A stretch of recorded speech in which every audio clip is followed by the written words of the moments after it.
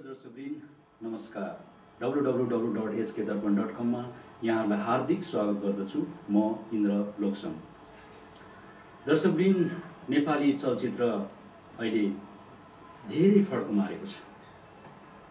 चलचित्र यति बनिरहेका छन् जुन चलचित्र विभिन्न भाषाभाषीदेखि लिएर नेपाली भाषाका चलचित्रहरू नेपालमा बन्ने क्रम एकदमै तीव्र गतिमा बढिरहेको छ।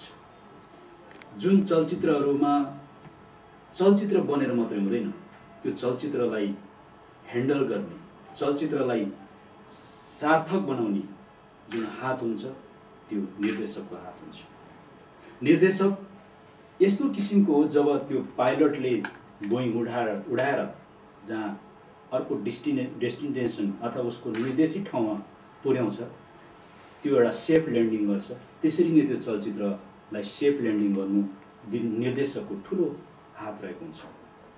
यसरी नै चलचित्र क्षेत्रमा निकै लामो समयदेखि आफ्नो जीवन समर्पित निर्देशक अथवा दक्ष, कुशल र अनुभवी निर्देशक आज हामीसँग हुनुहुन्छ। उहाँ हुनुहुन्छ किशोर राणा मगर। उहाँ हङकङमा अहिले उहाँको चलचित्र, उहाँबाटै लेखिएको चलचित्र र उहाँले नै निर्देशन गर्नुभएको चलचित्र प्रतिबिम्ब लिएर आउनुभएको थियो र त्यो प्रतिबिम्ब मार्च 1 तारिकका दिन यमातै कम्युनिटी सेन्टर हलमा भव्यताका साथ सम्पन्न भएको थियो। उनै चलचित्र निर्देशक किशोर राणाज्यूलाई आज यो एथनिक भोइसको स्टुडियोमा निम्ता गरेर उहाँसँग हामी भलाखुसारी गर्दैछौँ। आउनुहोस् दर्शकवृन्द, उहाँलाई कार्यक्रममा स्वागत गरौँ। किशोरजी, कार्यक्रममा स्वागत छ। धन्यवाद। अनि तपाईँ एकदमै युवा अवस्थामा त धेरै एकदमै ह्यान्डसम हुनुहुन्थ्यो कि क्या हो? ह्यान्डसम त अहिले पनि छु नि। अब कोही कोही बेला के हुन्छ भने भाबीले छैटेको दिन हजुर के न के लेखिदिन्छ अरे। अनि सायद मेरोमा चाहिँ बडा भावी मुडमा हुनुहुन्थ्यो कि ल यसलाई चाहिँ अब बुढेसकालसम्म गरिखाओस्, यसलाई चाहिँ अलिकति एक्टिभ बनाऊ, यसले सधैँ एउटा चाहिँ जवानीको एउटा यसो भरिदिउँ भन्ने एउटा चाहिँ त्यो लेखान्तमा लेखिदियो कि जस्तो लाग्छ है। अनि त के हुन्छ अब 60 साल पुग्न आँटिसके होइन। तपाईँ एकदम, मैले तपाईँलाई यो सबभन्दा पहिला मलाई खड्केको प्रश्न गर्नु मन लागेको विषय तपाईँ एकदमै हाइटी पनि हुनुहुन्छ, स्लिम हुनुहुन्छ, अझै पनि लुक्स चाहिँ तपाईँको ताजा छ, रूप पनि एकदम राम्रो छ है। अब रूप त त्यस्तै हो। अब आजभन्दा 25 साल अगाडि देख्नु भएको भए त अब झनै अर्कै त्यो 25 साल अगाडि कथा अर्कै हुने थियो होला। अब यहाँ तपाईँ विशेष गरेर अहिले चलचित्र क्षेत्रमा पक्का स्थापित एउटा निर्देशकको भूमिकामा हुनुहुन्छ र तपाईँलाई एउटा वरिष्ठ निर्देशकको रूपमा पनि मानिन्छ। हो, यस। म धेरै सानो हुँदा तपाईँको नाम सुनेको थिएँ। भनेपछि तपाईँले कति सालबाट चाहिँ यो निर्देशन क्षेत्रमा हात हाल्नु? हेर्नु, सबैभन्दा पहिले त म किन नेपाल फिल्म इन्डस्ट्रीप्रति किन आभारी छु भने नेपाल फिल्म इन्डस्ट्रीले मलाई धेरै इज्जत दिएका छन्, अझै पनि दिन्छन्। सिनियर दाइ हुन्, वरिष्ठ कला डाइरेक्टर हुन् भनेर अझै पनि सानो ठुलोले सबैले इज्जत दिन्छन्। त्यो चाहिँ म साँच्चै नै भनौँ भने हृदयदेखि नै उहाँको कृतज्ञता जाहेर गर्छु, अझै पनि अप टिल नाउ। अब साल त मलाई याद छैन, किनभने म सानै उमेरमा बम्बई भागेर गएको मान्छे हुँ। टु भेरी फ्र्याङ्क होइन। कुनै यो निर्देशक बन्छु, एक्टर बन्छु, निर्देशक बन्छु, फोटोग्राफर बन्छु भनेर गएको होइन। एउटा सामान्य एउटा के अरे नेपालीको छोरो मगर, अब केही बम्बईमा गएर केही कामसाम पाइन्छ कि भनेर गएको थिएँ होइन। अब संयोगवश हाम्रो नेपालकै पहिलो द्वन्द निर्देशक गोपाल भुटानीसित मेरो जम्का भेट भयो। अनि उहाँसितै बस्दाखेरि अनि के गर्छु त भाइ, केही पनि गरेको छैन त, अब 2-4 दिन घुम्छु यताउति, पैसा खतीमा पैसा रन्जेल घुम्ने, त्यहाँदेखि फर्किनु। एट बम्बई आएको मान्छे त्यसै फर्किन्छ भनेर उहाँले नै मलाई सेल्टर दिनुभयो। अनि के गर्ने कसो गर्ने अन्यलमा थिएँ है। अर्को दिनै उहाँले चाहिँ मलाई एउटा सानो एउटा उहाँको स्कुटर थियो, स्कुटरमा बसालेर एक ठाउँमा लिएर जानुभयो। ठ्याक्कै एउटा स्टुडियोको गेटमा नटराज स्टुडियो भन्ने थियो। अनि उहाँले मोटर बाइक रोकेर देखाए मलाई, हेर केटा, तेरो भाग्यमा केही न केही छ यार। म बम्बई आइसकेर यो स्टुडियो हेर्न मलाई 2 साल लागेको थियो। त हिजो आइस, आज त स्टुडियो छिर्दैछस्। छिरे अब के हो, किनभने त्यो कुनै ठुलो एकदम महत्त्वकांक्षा लिएर त म बम्बई गएको थिइनँ। अनि तिनै एउटा स्टुडियोमा सानोतिर काम लगाइदिनु हो गर्ने क्रममा त्यहाँदेखि एक्टिभ त म सानोदेखि थिएँ है। अलिकति कस्तो थियो भने डाइनामिकपन चाहिँ मेरोमा अब त्यो गिफ्टेड हो कि के हो है। अलिअलि अङ्ग्रेजी पनि बोलिहाल्थेँ, बोल्न पाउने नलेज आउने है। अब अङ्ग्रेजी स्कुलमा पढेको भएको हुनाले अलिकति कमान्ड पनि थियो अङ्ग्रेजीमा। अनि एक्टर एक्ट्रेस पनि हेरेँ, बडा इम्प्रेस मतलब हुनाले बडा इम्प्रेसिभ लाग्यो क्या। अब कोही कोही बेला चाहिँ झुक्या गलत सलत पनि गर्दैन, तर उहाँहरूले चाहिँ इन्जोय गर्ने क्या त्यो कुरोलाई। अरे भयो त भयो, गल्ती त भयो सोझै भनिदिने, सोझै तरिकाले त्यो कुरोले बडा इन्जोय भयो। र फिल्म इन्डस्ट्रीमा लागिसकेर पनि म एउटा लाइन समातेर म यसमा चाहिँ म अगाडि बढ्छु भन्ने केही सोच थिएन। कहिले यो डिपार्टमेन्टमा काम गऱ्यो, कहिले त्यो डिपार्टमेन्टमा काम गऱ्यो। अब तास खेल्नुहुन्छ र न त तपाईँ, तासमा एउटा जोकर भन्ने हुन्छ नि पब्लु, यता लाँदा पनि ठिक्क उता लाँदा पनि ठिक्क। त्यस्तो भएर 2-3 साल मैले काम गरेँ। काम गरेपछि त्यहाँ 2-4जना वेल-विशरहरू। तर एउटा कुरो चाहिँ के हो भने बम्बईमा मैले साथी भेटेँ, मेरो एउटा जुन चाहिँ एउटा सर्कल चाहिँ राम्रो भेटेँ क्या। त्यही नै मेरो सायद यो करियरको टर्निङ पोइन्ट भन्दा पनि त्यो दिशामा मलाई लिएर जाने साथीहरूको चाहिँ तिनीहरू सायद नभेटेको भए म केही हुने थिएँ कि अब दाउद पछिको नम्बर 2 डन हुने थिएँ कि होइन। तर त्यो साथीभाइहरूको चाहिँ मलाई एकदमै त्यो शुभचिन्तक भएको हुनाले उहाँले एक काम गरे, त अलिकति तर यो कतिपय त्यो काम गर्दाखेरि फिल्म लाइनको कतिवटा कुरोहरू मैले सिकिसकेको थिएँ क्या। जस्तो कि अब क्यामेरामा चाहिँ अब म क्यामेराम्यान हुन्छु केही सिकौँ भन्ने होइन। यो क्यामेराबाट कस्तो देखिन्छ, यो लेन्स भनेको के हो, एउटा लेन्स लगाउँदा टाढा देखिन्छ भने अर्को लेन्स लगाउँदा छेउमै देखिने। त्यो गर्दा गर्दा बुझेँ क्या लेन्सको के हो, जुम भन्ने के हो, ट्रली भन्ने के हो। त्यो अन्तरालमा त्यो काम गर्दा गर्दा त्यो बुझ्नुभयो। हजुर त्यो बुझेँ। अनि त्यहाँदेखि कोही कोही बेला त्यो सकको लागि पनि प्याकअप पछि या सुटिङको अगाडि त्यो क्ल्याप हुन्थ्यो, क्ल्याप पनि यसो अरूको देखासेखी गरेर अलिकति सिकिसकेको थिएँ। त्यहाँ त्यो क्ल्याप पनि त्यसै ठटाउने थिएँ बाहिरतिर। अनि एकजना साथीले भने अब त डाइरेक्सनमा लाग्यो। डाइरेक्सन किनभने तैँले आधी काम त बुझिसकेस्, तर यो आधी काम गर्नु कुनै पनि गाह्रो पर्दैन। त्यहाँ म डाइरेक्सनमा लागेँ। त्यहाँदेखि डाइरेक्सन राम्रो। तपाईँको जुन घरबाट भाग्दैखेरिको भाग्नु हो भन्नुभयो, तर त्यो साइड पोमा तपाईँ हिँड्नु भएछ। खै भाइ एउटा कुरो के हुन्छ भने मेरो जीवनमा यति घटनाहरू छ होइन। मेरै जीवनमा कोही कोही बेला साथीभाइहरू सुनाउँदा पनि तेरै जीवनमाथि फिल्म बनायो भने त खुब मजाको चल्ने रहेछ हौ भन्छन् पनि। जस्तो म हिँडेको कहाँ मान्छे कहाँ पुगेँ, वास्तवमा म बम्बई हिँडेको मान्छे होइन क्या। म चाहिँ त्यो अब एक ठाउँमा चाहिँ चिया बगानमा जागिर लागेर जागिरको कुरा चल्यो, त्यहाँ म सेलेक्ट भएँ। अनि यसो विचार गरेँ अब जागिर खान्छु, बिहा हुन्छ, बालबच्चा भएपछि फेरि त्यहाँदेखि घर गृहस्थीमा चाहिँ फसिन्छ भनेर त्योभन्दा पहिले नै यसो 2-4 दिन घुमघाम पारेर आऊँ है भन्ने सुरुमा अर्को एकजना मेरो साथी पनि थियो। उसले पनि त्यो पनि त्यस्तै फ्रस्ट्रेटेड भएर बसेको, होइन यार जाउँ घुम्नु, त्यहाँ हाम्रो एकजना साथी छ नि नवद्वीप भन्ने ठाउँमा, त्यहाँ जाउँ भनेर 2जना एक्चुअली नवद्वीप भन्ने ठाउँमा हिँडेको। अब रेलमा त चढियो, टिकट थिएन। अब टिकट चेकरले अब टिकट खोज्ने भयो। अन्त यता भाग्दा उता भाग्दा त्यो टिकट चेकरसित छल्नलाई यता भाग्दा उता भाग्दा कहिले टोयलेटमा छिरेर कहिले कहाँ गरेर अनि बेलुका एक ठाउँमा बस्ने ठाउँ पाइयो र बसेको मात्रै के थियो फुसुकै निदाइन्छ। त्यो दिनभरिको यताउति भगाइदिए चाहिँ थकाएर सिधै उता कलकत्ता भन्ने ठाउँमा पुऱ्याइदियो हेर्नुहोस् है। जबकि कलकत्ता भन्दा पहिले नै ओर्लिनु पर्ने थियो हामीले। अनि एवं प्रकारले चाहिँ कलकत्ता पुग्यो। कलकत्तादेखि फेरि बम्बईको आफ्नै सफर छ। बम्बईमा पुगिसकेपछि त्यहाँदेखि स्वर्गीय गोपाल भुटानीजीलाई भेटेँ।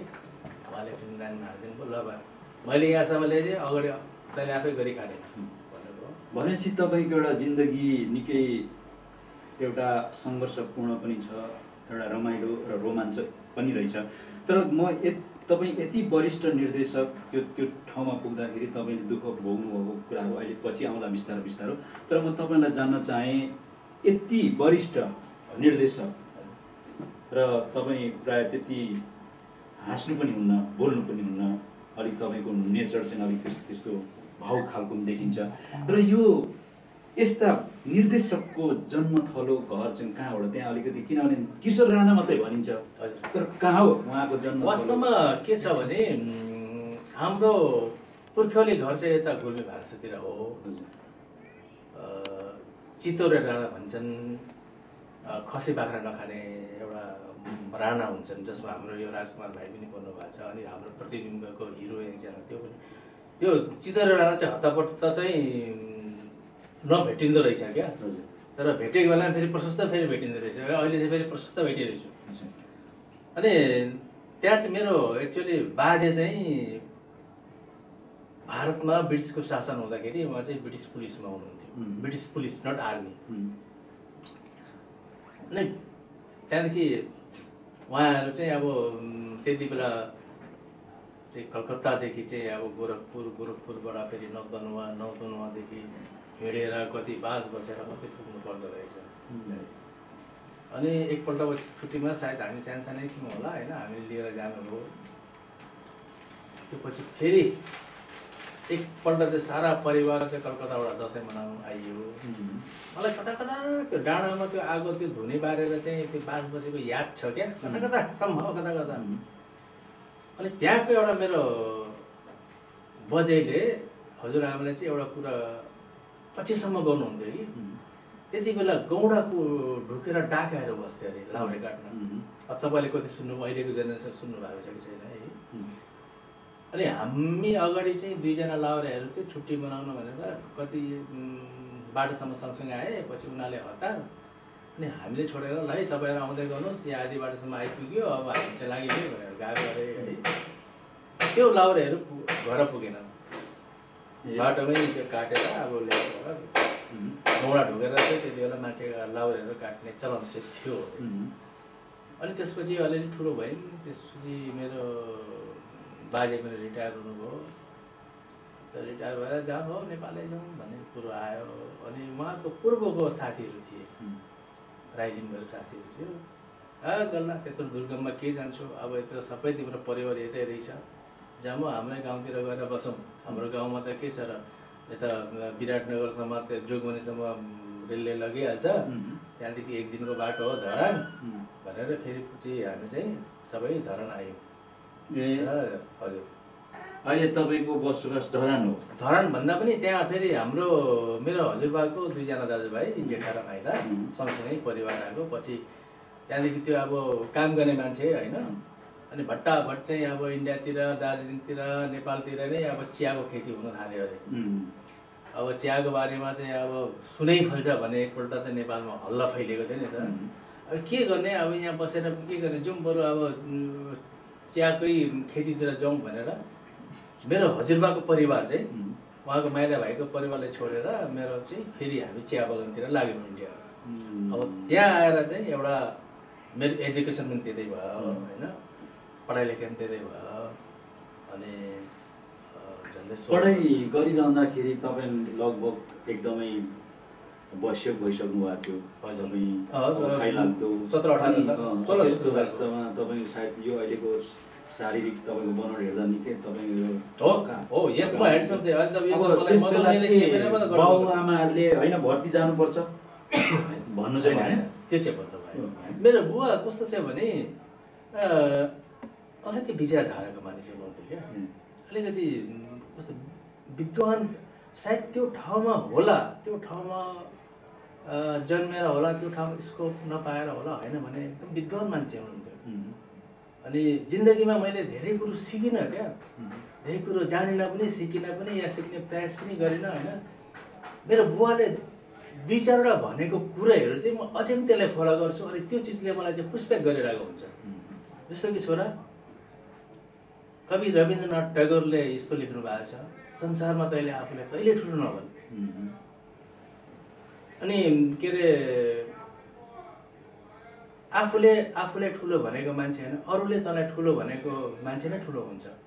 अनि कोही कोही बेला त अब म पनि गएर इन्टरभ्यू जाउँ, ठुल्ठुलो कुरा गरौँ। अनि ठ्याक्क मेरो बुवाको त्यो आउँछ क्या, आफूले ठुलो मान्छे चाहिँ नभनै छोरा। र मेरो बुवा एकदमै विद्वान प्रवृत्तिका हुनुहुन्थ्यो।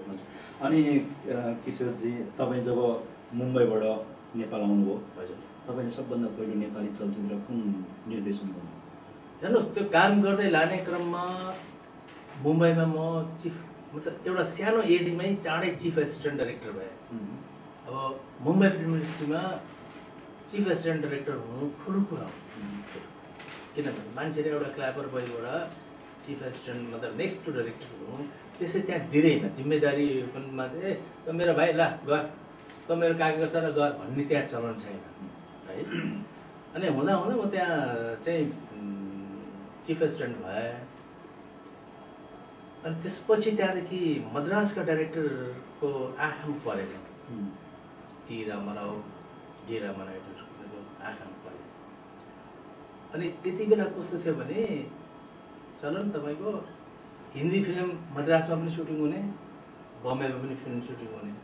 उनीहरू त पार्ट गर्थे कि बम्बईको पार्टमा चाहिँ म पर्ने थिएँ गर्दा भने मद्रासतिर पनि खुब डिमान्ड भयो। अनि एउटा फिल्ममा चाहिँ मद्रासमा चाहिँ ल एउटा चाहिँ बाइलिङ्गुअल फिल्म छ, मद्रास के अरे तमिल र हिन्दीको आइदिनु पऱ्यो भनेर म मद्रासमा। त्यति बेला हाम्रो वरिष्ठ निर्देशक हुनुहुन्छ, बुजुर्ग हुनुहुन्थ्यो बिएस थापा। बिएस थापा उहाँ पनि मगरै हो। अनि बम्बईबाट फोन आयो, बाबु अहिले त हामीसँग नेपाल जानुपर्छ है।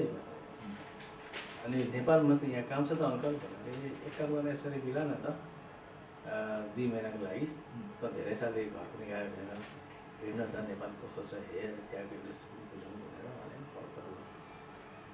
उहाँले खबर गर्नुभन्दा पनि हाम्रो एकजना स्वर्गीय केबी लामिछाने भन्ने हुन्थ्यो, त्यो विनोद खन्नाको सेक्रेटरी र उहाँकै एउटा हिन्दी फिल्मको निर्माता पनि हुनुहुन्थ्यो र उहाँको थ्रु मैले मेसेज पाएँ।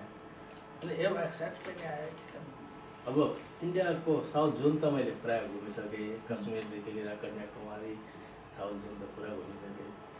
अनि नेपालबाट आएको छ एउटा मायाले चाहिँ अब पैसा त त्यस्तै हो र पनि एउटा मायाले बोलाएको छ एउटा नेपालको दर्शन गरेर आउनु त भनेर चलचित्र कान्छी, तपाईँहरू त अब जन्मिनु भएको थियो कि थिएन, सानो कान्छी चलचित्र। हजुर, कान्छी चलचित्रमा प्रमुख सहायक निर्देशक भएर पहिलोचोटि भन्दा पनि नेपाल फिल्म इन्डस्ट्रीमा चाहिँ नेपालमा पहिले छिरे। अनि त्यसमा अब त्यति बेला अब अहिले जस्तो कलाकारहरू थिएन। अनि त्यहाँ एउटा दुई तिन सिन थियो, एउटा लाउरेको रोल। अनि सबैले चाहिँ ल तैँले नै गर्नुपर्छ, होइन भने यो सुटिङ नै हुँदैन, कलाकार नै छैन भन्दा ल ठिक छ ओके भन्दै त्यो कान्छी फिल्ममा कहिले सिटी पाएछ भने त्यो हेर्नु होला, त्यहाँ एउटा लाउरेको रोल छ है, त्यो चाहिँ मैले गरेको। ए त्यो लाउरे तपाईँले आफ्नो अभिनय पनि गर्नुभयो, एसिस्टेन्ट निर्देशन? हजुर, त्यति बेला त्यो अब सायद मान्छे पाएको भएर चाहिँ गर्दिन थियो होला, त्यति बेला अभाव थियो, त्यति बेला मान्छेहरू पाइँदैन थिए मान्छे। कान्छी फिल्म भन्दा यो कान्छी हे कान्छी भन्ने गीत हो? हजुर, कान्छी हे कान्छी धन्न त्यो गीत त धेरै चल्छ। हजुर, त्यो मेरो विचारमा त्यो जतिको फिल्म अहिले सायद म्युजिकली एकदम राम्रो थियो। र अब त्यस पछाडि तपाईँले अहिलेसम्म आइपुग्दाखेरि लगभग कतिवटा चलचित्र निर्देशन? हेर्नुहोस्, मैले आफ्नो फुल फ्लेज चाहिँ अब फुल फ्लेज भन्दा पनि फुल्ली डाइरेक्सन गरेको फिल्म चाहिँ 23-24वटा भएको छ। अब त्यसमा अब नेपाली पनि छ अनि भोजपुरी। यहाँले एउटा के यो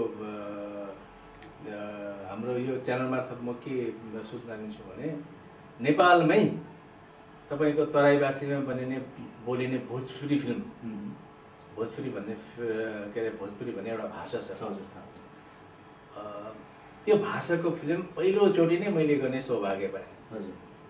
एउटा चाहिँ अब पाहाडेको छोरा भएर भोजपुरी फिल्म डाइरेक्सन गर्ने, फिल्म बनाउने सौभाग्य चाहिँ मैले पाएँ। फेरि अर्को कुरो के भइदियो भने त्यो फिल्म नेपाल त नेपाल, इन्डियामा पनि सुपर डुपर हिट नै भयो। त्यहाँ पनि त्यो फिल्म चाहिँ 100 days 200 daysसम्म चल्यो। त्यसले पनि त्यो उसमा चाहिँ इन्डियामा भोजपुरी उसमा चाहिँ मलाई एउटा राम्रो निर्देशकमा स्थापित गरिदियो। यो जुन तपाईँले बनाउनु भएको चलचित्र प्राय तपाईँ मुम्बई नगरीबाट एउटा सिकेर आउनुभयो, निर्देशन गर्ने तरिकाहरू सिकेर आउनुभयो। तर तपाईँको त्यो नेपाली जुन चलचित्र तपाईँले निर्देशन गर्नुहुन्छ त्यो मुम्बईको भनौँ न त्यो बलिउडको प्रभाव त्यति नपरेको देखिन्छ नि, यो किन होला? त्यो हेर्नुहोस् सर, के हुन्छ भने अब तपाईँले के भन्नुभयो भने वास्तवमा मैले बम्बईमा सङ्घर्ष गर्नु परेन। वास्तवमा भन्नुपर्दाखेरि मैले सिक्ने ऊ पनि थिएन ममा। मैले खालि पैसा लागि काम गर्ने हो, राम्रो पैसा पाउँथ्यो एसिस्टेन्ट गरेको बाबतमा। यहाँ चाहिँ 3 जना डाइरेक्टरले अहिले पाउने पैसा एउटा एसिस्टेन्टमै पाइन्छ होइन। छुटो किन दर्शकलाई घुमाउने? त्यहाँ चाहिँ म काम मात्रै गर्थेँ, काम गरेर पैसा लिने मात्रै थिएँ। र त्यो काम गर्ने क्रममै कतिवटा सिकेको कुरो सिकेँ होला। यो प्रश्न राम्रो उठाउनु भयो तपाईँले, किनभने नेपाल फिल्म इन्डस्ट्रीका धेरै मान्छेहरूले मलाई के अरे नेपाल आउनु अघिदेखि नै चिन्थे मलाई। बम्बईमा यस्तो फलाना केटो छ, राणा भनेको किशोर राणा भन्ने केटो छ, त्यो निकै बम्बई फिल्ममा एक्टिभ छन्। अनि यताबाट पनि जान्थे, ल है भाइ हामी आएको छौँ है, सुटिङ देखाइदिनु पऱ्यो भने सुटिङ पनि देखाइदिन्थे। यो प्रश्न तपाईँले गर्नुभयो होइन किशोरजी, तपाईँ यत्रो साल बम्बई फिल्म इन्डस्ट्रीमा बसेको मान्छे, तपाईँले फिल्म बनाउँदाखेरि के अरे बम्बईया चिज देखिँदैन त?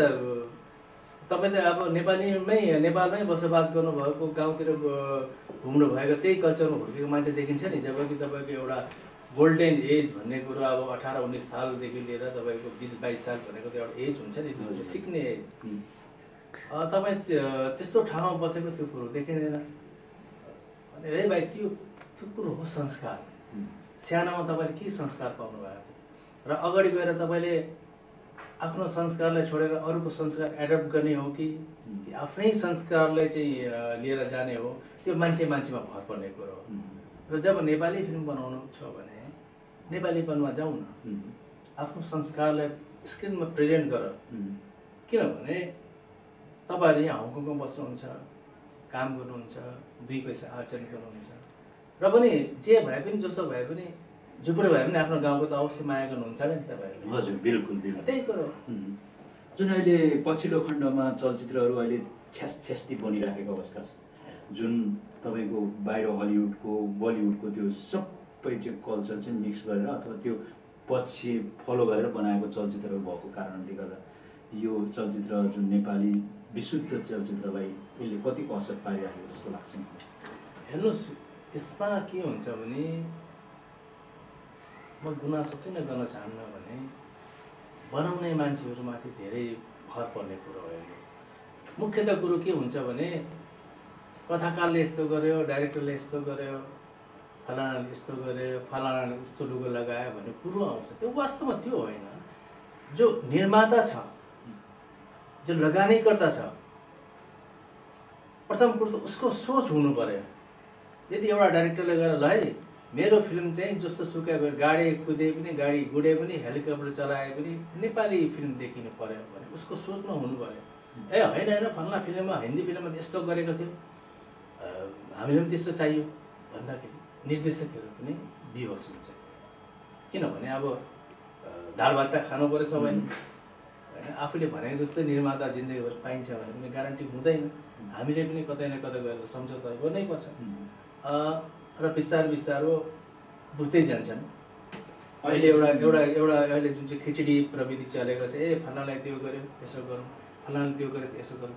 म बारम्बार भन्छु, ए भाइ हो, जब त्यही गर्नु थियो भने त मान्छेले त्यो ओरिजिनल हेरिहाल्छ नि, हाम्रो डुप्लिकेट किन हेर्छ? अनि बेला बेलामा भाइहरूलाई पनि सम्झाउँछु म, जुनियर भाइहरूलाई पनि, हाम्रै चिजलाई नयाँ किसिमले दिउँ न त भन्ने कुरो पनि हुन्छ। यो जुन अहिले जुन नेपाली चलचित्र विशेष गरेर राम्रो खालको चलचित्र बन्न नसकेको भनेर चाहिँ नेपाली दर्शकहरूले गुनासो गरिरहेको अवस्था पनि छ। यसमा के भन्नु छ तपाईँ? यसमा के हुन्छ भने तपाईँको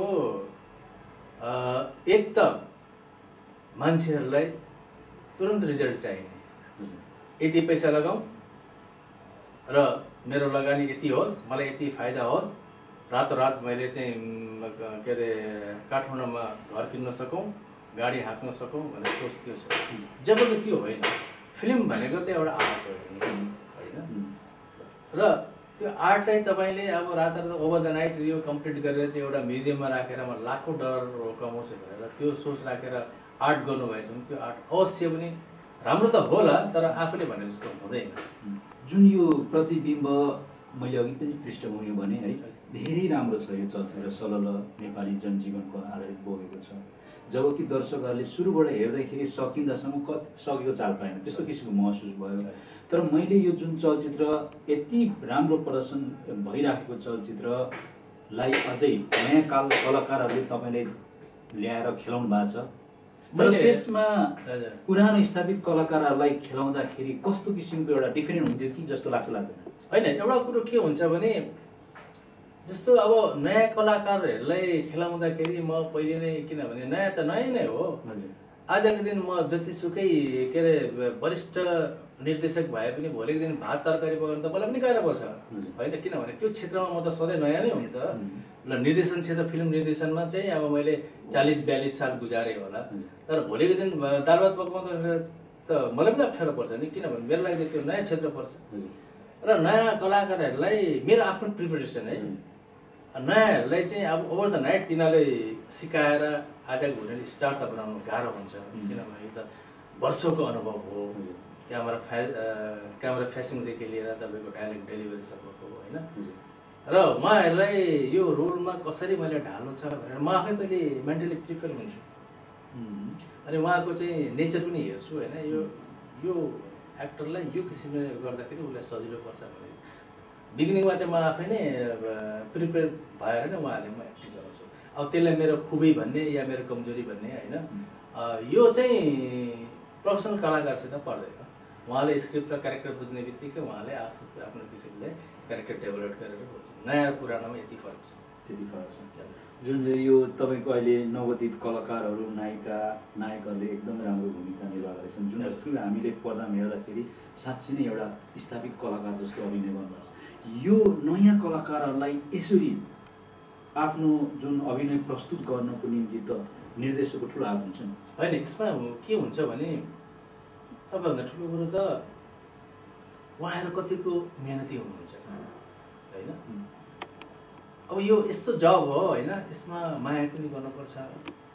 यदि माया गरेर भएन भने उहाँहरूले तर्साएर पनि काम निकाल्नुपर्छ। अल्टिमेटली गोल हान्नुपर्छ क्या यो क्षेत्रमा चाहिँ। अब मैले कलाकारहरूलाई अब यो गर्दाखेरि अब मैले कोही कलाकारले गर्नु सकेन भन्दा पनि आफैले गरेर पनि देखाएँ, झिकझिक पनि गरेँ होला, हराए पनि होला। त्यो मैले आफ्नो उसको लागि कुनै आफ्नो चाहिँ दुश्मनी या शत्रुता निकालेको छैन। फिल्ममा राम्रो देखियोस्। तर अहिले कलाकारले बिचबिचमा मैले 2-4जना नयाँ कलाकारहरूले मैले भने पनि, अनि यो चाहिँ के हुन्छ भने तिमीहरूले यो जब एउटा जिम्मेदारी लिइसकेपछि त्यसलाई तिमीहरूले कसरी निभाउनुपर्छ त्यो तिमीहरूको हातमा छ। यो कुनै पनि काम सजिलो छैन। हेर्नुहोस्, अब तपाईँहरूले हेर्नुहुन्छ होला, अब इन्डियन कलाकारहरू फल्नाहरू यस्तो छ, तिनीहरूको मेहनतको नतिजा हो होइन। भने को चाहँदैन जेकी च्यान हुनु होइन, को चाहँदैन शाहरुख खान हुनु, सबै चाहन्छ। तर त्यो मात्रै भएर होला, त्यसको लागि कर्म पनि गर्नुपर्छ र यो कर्म हो। यो जुन यो अहिले चलचित्र तपाईँको बनिसकेपछि प्रदर्शन गर्ने क्रममा नेपालमा अहिले के छ, अलिकति चलचित्र हलहरू चाहिँ घामसी पर्छ निर्देशक र निर्माताको बिच। एउटा चलचित्रको अर्को चलचित्रको निर्देशक, अर्को चलचित्र निर्देशक हुन्छ भन्छ नि, त्यो के छ अहिले? त्यो के हुन्छ भने कहीँ पनि ओभर प्रोडक्ट भएछ भने त्यो सिचुएसन आइलाग्छ। अहिले नेपालमा त्यही स्थिति छ, किनभने ओभर प्रोडक्ट छ हो। तपाईँले अब चाहिँदो प्रोडक्ट भए पो त्यो मार्केटमा खपत हुन्छ। अब चाहिँदो भन्दा बढी चाहिँ प्रडक्ट भइदिएछ भने त अब हिजो आज चाहिँ फुटपाथमा चाहिँ के अरे तपाईँको सेलफोन बिक्री हुन थालेको छ, त्यो ओभर प्रडक्ट भएर नै हो होइन। स्थिति त्यही छ हजुर। तर के छ भने दर्शकहरूको अब हातमा चाहिँ दर्शकहरूको हातमा छ। अब यो फिल्मलाई हेरिदिनुपर्छ, यो फिल्ममा चाहिँ हामीले पैसा तिरेको जायज छ र यो फिल्म चाहिँ अब हिन्दी फिल्मको नकल गरेर ल्याएको छ, अब त्यही ओरिजिनल नै छ भने डुप्लिकेट किन हेर्ने भन्ने कुरो चाहिँ दर्शकले आफै बुझ्न सक्नु पर्यो। अब आउँदो यहाँको कुनै चलचित्र अहिले एउटा यो सकेपछि त उता इन्डियाको एउटा चाहिँ भोजपुरी फिल्म भर्खर सकेर आएको हुँ। अहिले अर्को एउटा फिल्म पनि तर्खरमा छ। अब हेर्छु, अब यहाँ गएर साह्रै गर्मीमा परिएछ भने चाहिँ अब यो ज्यानले सहँदैन पनि। अब हामी लगभग अन्ततिर छौँ। जुन यो प्रतिबिम्ब पिक्चर हिजो अस्ति चल्यो, यसलाई तपाईँको निर्देशकको आँखाबाट तपाईँले यो चलचित्रलाई कतिको न्याय गरे जस्तो लाग्छ? प्रश्न भन्नुपर्दाखेरि अझै पनि हेर्दाखेरि म अझै पनि गल्ती देख्छु फिल्ममा। तर हामीले त देख्दैन। होइन, त्यो तपाईँहरूको महानता हो, होइन भने किनभने अहिले पनि हेर्दाखेरि हे मैले यसरी गरेर यसरी गर्नुपर्ने रहेछ, यो ज्याम स्ट्रिक भएछ या ऊ भएछ भने म अझै पनि गल्ती देख्छु। अब यसलाई मेरो के भने, मेरो अब अगाडिको खुड्किलो भन्ने हो कि यसलाई कमजोरी भन्ने हो, त्यो अब दर्शकहरूकै हातमा छ, होइन। तर म साँच्चै भन्नुभन्दा कति बेला म खुसी भयो भने जब फिल्म लाग्यो, फिल्म लागिसकेर फिल्म द एन्ड भइसकेपछि त्यहाँ दर्शक माउनु भएर ताली बजाइदिए, फिल्म राम्रो रहेछ। त्यहाँदेखि मलाई हङकङ आएको चाहिँ मलाई एउटा के छ भने मेरो हङकङको ट्रिप चाहिँ सक्सेस भएछ है भन्ने फिल गरेछ। अब मेरो दृष्टिकोणले हेर्ने भने त मलाई अझै पनि गर्नु छ, म त अझै पनि सिनेमाको विद्यार्थी हुँ, धेरै कुरो गर्नु छ, सिक्नु छ भन्ने लाग्छ। अब जुन हाम्रो किशोर राणा कहिलेसम्म यो चलचित्र क्षेत्रमा अझै लागिरहनेछ? मेरो यस्तो हजुर, अब यो चलचित्र क्षेत्र भने यो कुनै सरकारी जागिर होइन कि यो उमेरपछि चाहिँ अब रिटायरमेन्ट आउँछ, पेन्सन खाइन्छ भन्ने यो अब जबसम्म निर्माताले पत्याउँछ, जबसम्म मेरो फिल्मले चाहिँ अब मैले बनाएको फिल्ममा 2 पैसा कमाएर अब निर्माताको खल्तीमा जान्छ, जबसम्म मार्केटमा डिमान्ड छ तबसम्म काम गर्छु। अब जुन दिन मैले बनाएको फिल्म चल्नु छोड्छ, दर्शकले मन पराउनु छोड्छ, त्यो दिन आफै रिटायर भइहाल्छु। अब जुन किशोरजी, अब मैले तपाईँलाई भन्नु लागेको कुरा तर मैले तपाईँलाई सोध्न नसकेको अथवा तपाईँको इच्छामा केही भन्नु छ भने हाम्रो skdarpan.com बाट भन्नुहोस् न। त्यही त, अब एसके दर्पण मार्फत समस्त नेपाली भाषीहरूमा के भन्न चाहन्छु भने स्वदेशी भनौँ। स्वदेशी भन्दाखेरि के हुन्छ भने एक त आफ्नै स्वदेशको गर्व हुन्छ, आफ्नै पनि गर्व हुन्छ र भात खाउँ स्वदेशको भन्दा पनि स्वदेशको फ्लेभरको खाउँ र चलचित्र पनि हेरिदिनुहोस्, गीत पनि गीत सङ्गीत पनि नेपालीको सुनिदिनुहोस्। त्यो अब स्वदेशी भन्ने बित्तिकै सबै कुरो त्यसमा अटाए जस्तो लाग्छ है। धन्यवाद। हवस् त दर्शकवृन्द, हाम्रा निकै अहिलेका भनौँ वरिष्ठ चलचित्र निर्देशक किशोर राणासँगको अन्तर्वार्ता आजलाई यति नै। यहाँहरूले कार्यक्रम हेरिदिनु भयो। आउँदो हप्ता हामी यस्तै वरिष्ठ सिनेमा क्षेत्र, सङ्गीत क्षेत्र, कविता क्षेत्र अथवा यस्ता व्यक्तित्वहरूलाई हामी निरन्तर रूपमा तपाईँहरूको समक्ष प्रस्तुत गर्नेछौँ। हवस् त, आजको कार्यक्रमबाट प्राविधिक मित्र अमृत गुरुङका साथ मलाई पनि बिदा दिनुहोस्। हवस् त।